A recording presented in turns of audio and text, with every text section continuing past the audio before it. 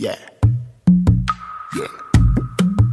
And that's why I wanted to interview you, because I'm an R&B head. Let's talk about how you got into music, you know what I mean, and why you went the R&B route, because it seems like everybody want to be a rapper now, and there's nothing wrong with that, you know what I mean, but you're taking the R&B route, and I just want to see how that's working out for you and how you got started. I got started probably thinking that I was going to actually do the music and wanted that to be like my actual career when I got older, when I was in high school.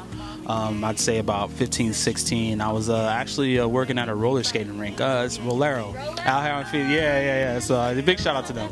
I was working there and I met this guy named Andrew Reynolds, and I still do music with him today. I actually have my next single coming out with him, so we're still friends. It's been a friendship of over 13 years. We got together and we both love music and we both were doing music. He is actually an R&B singer as well. So bringing two R&B singers together, it's like bringing Trey Songz and Chris Brown together. Like you can't not like the music. You can't, and just from there we just kind of blossomed. So I'd say about 16 we got together and we actually decided that we wanted to do like a group. So we did like a little R&B type group and we called ourselves Exclusive, and then we changed the name to Axis. And then it's kind of hard to keep a group together though when you yourself know how much you want to put into the music, and you yourself know how much you want to start doing things. Then you get other people with their minds doing something different, trying to put all that together and trying to go the same way as a hard thing. So we kind of separated, and I still do music with Andrew, and it just started from the beginning, like from the high school times. I know somebody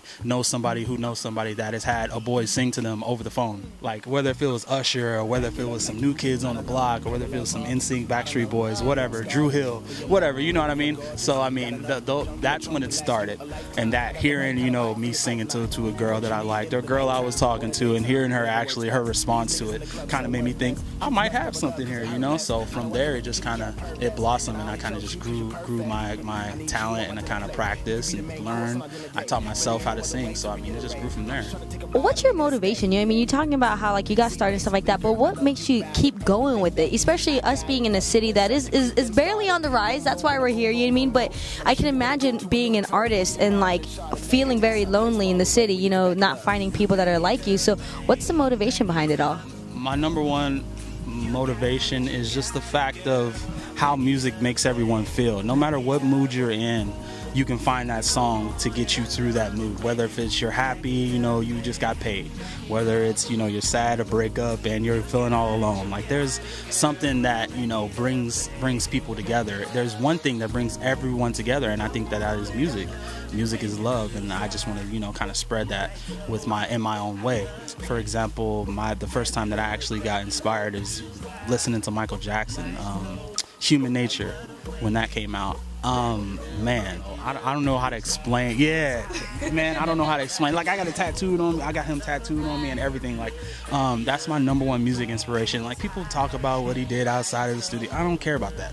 I care about what he did for people through his music, how he made you feel. Like how when you heard that favorite Michael Jackson song, how you just got up and you wanted to imitate those moves.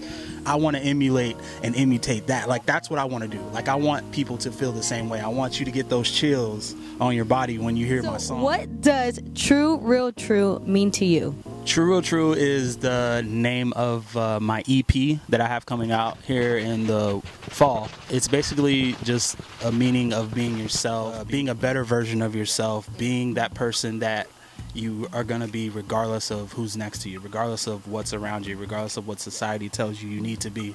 It's just being who you want to be, when you want to be it, how you want to be it. I just like putting out the message that you can be true, you can be real, true to yourself, real to everyone else, and just giving the truth out and putting the truth out there, letting everybody know that they can be true, real, true. And that's basically kind of what the theme is for the whole EP. I love that. So speaking of that, let's end it with, who is Reggie Savage? What does Phoenix need to know? What does the world need to know about Mr. Reggie Savage? Man, that your girl gon' do